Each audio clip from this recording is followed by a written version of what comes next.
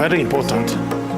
Principles of partiality, confidentiality, because some of the information they will give to you, they certainly may even tell you that I'm telling you this in confidence. And if you divulge it in a wrong place, then you can really create another conflict within the conflict. Very, very important. Sometimes there's a problem between the two words, neutrality and impartiality. I mean, I think impartiality would be the word that I would really use, in terms of what you're trying to do. Il faut faire la distinction entre neutralité et impartialité. Un médiateur doit être neutre. Et cette neutralité doit l'amener à traiter les parties sur un pied d'égalité. Même si en son fort intérieur,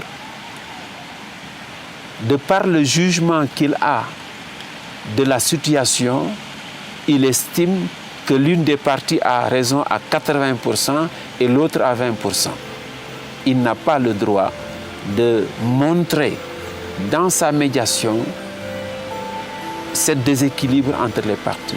Either you accept me or not, but in relation to the rest, I'll be extremely impartial. I'll not favor you or the other. So that's what I'm going to do. But so I want to be your friend. I want to work with you. I really want this country to find its way out.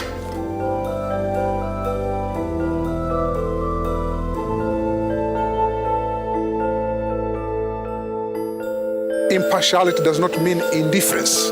It does not mean that. It just means that I'm not favoring A or B. And I will try to find a solution that can be satisfactory to both so that they can come to an agreement.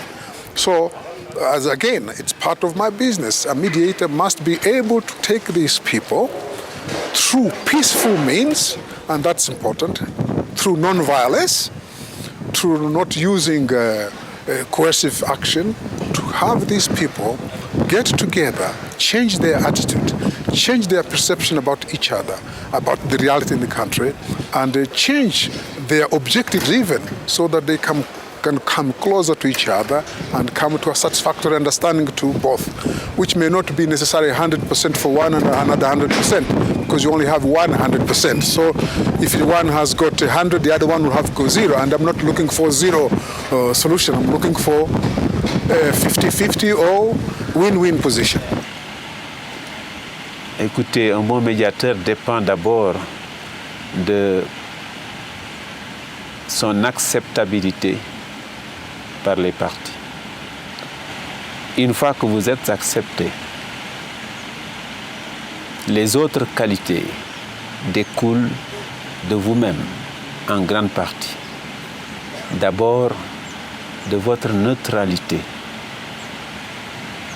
Ensuite, de la confiance que vous inspirez à chacune des parties.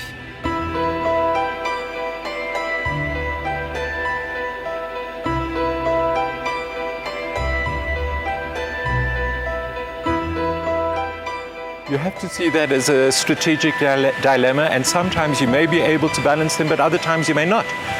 When you're mediating, what is your goal? Your goal is to facilitate dialogue and negotiations among parties that are in conflict in order to help them to reach an agreement that they can live with and will adhere to.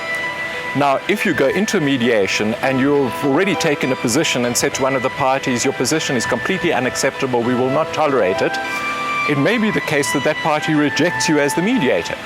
And then you would have to either look for other strategies to change the situation as you desire it, the African Union, or alternatively you have to find another mediator. And in many situations that's acceptable, that you have one organization that takes a hard line on parties that have abused human rights or overthrown governments, and have another party that is responsible for the mediation and performs in a non-partisan fashion. Je pense que si cette qualité d'impartialité, cette qualité d'objectivité dans le jugement ne sont pas garanties, vous perdez automatiquement la confiance des protagonistes à qui vous allez offrir donc votre assistance en matière de médiation.